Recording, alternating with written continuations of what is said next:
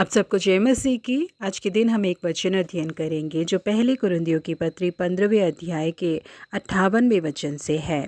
इसलिए हे मेरे प्रिय भाइयों, दृढ़ और अटल रहो और प्रभु के काम में सर्वदा बढ़ते जाओ, क्योंकि यह जानते हो कि तुम्हारा परिश्रम प्रभु में व्यर्थ नहीं है। डॉग सोल्जर नाम से बुलाए जाने वाले जंगल में रहने वाले सैनिक अपने खाल से बने हुए कपड़ों के अंदर एक भाले को छुपा कर रखते हैं। युद्ध के दौरान उस भाले को धरती पर एक जगह पर गाड़ कर उसी जगह पर युद्ध को जीतने के समय तक या तो फिर उनकी मृत्यु होने समय तक वो लोग खड़े ही रहते हैं। युद्ध के नतीजे भले ही कैसे हो, लेकिन वो सैनिक उसके अंत तक वहीं पर खड़ा रहेगा। जी हाँ प्रिय परमेश्वर के लोगों, हमें भी बिल्कुल इसी तरीके से परमेश्वर की क्रियाओं में दृढ़ और अटल बनकर बढ़ते रहना चाहिए, क्योंकि वचन हमसे कहता है कि हमारा प्रयास कभी भी बेकार नहीं जाएगा। दानियल के मित्र शाद्रक, मेशक और अबेदनगो एक बहुत बड़े धर्म संकट में पड़ गए थे, और वो संकट ये था कि राजा की ओर से आदेश निकला था कि जिस समय उन लोगों को नरसिंगे, बांसुरी और वीणा जैसे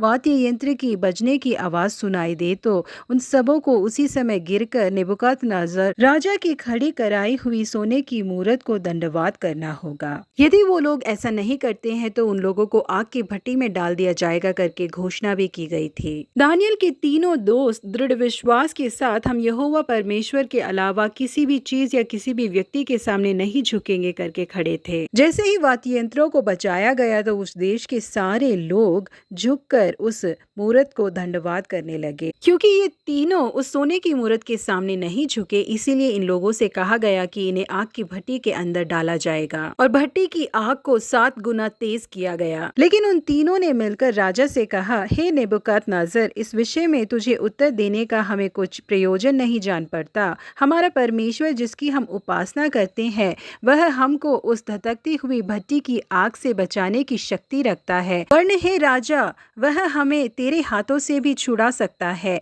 परंतु यदि नहीं तो हे राजा, तुझे मालूम हो कि हम लोग तेरे देवता की उपासना नहीं करेंगे और न तेरी खड़ी कराई हुई सोने की मूरत को दंडवात करेंगे। विश्वास के साथ इन बातों को बोलकर वो दृढ़ता से खड़े रहे, और ऐसा करने के कारण उन लोगों को उठाकर आग की भट्टी में फेंक दिया गया। उनकी दृढ़ता और विश्वास को देखने वाले परमेश्वर ने उन्हें छुड़ाने के लिए अपने स्वर्गदूत को भेजा। प्रकृति के नियमों को पार करके परमेश्वर ने उन्हें सुरक्षित बचाया। आग ना ही उनके शरीर को झुलसा पाई, उनके एक भी बाल नहीं जले और ना ही उनके ऊपर धुएं की बदबू आ रही थी। इसे देखने वाले राजा नेबुकदनेस्सर ने कहा कि ऐसा कोई और देवता नहीं जो इस रीति से बचा सके। जी हाँ प्रिय परमेश्वर के लोगों, यदि हम दृढ़ और अटल बने रहे तो हमारे प्रयास कभी भी बेकार नहीं होंगे। परमेश्वर के नाम की महिमा होगी। प्रभु आप सबों को आशीषित करे। Have a blessed day.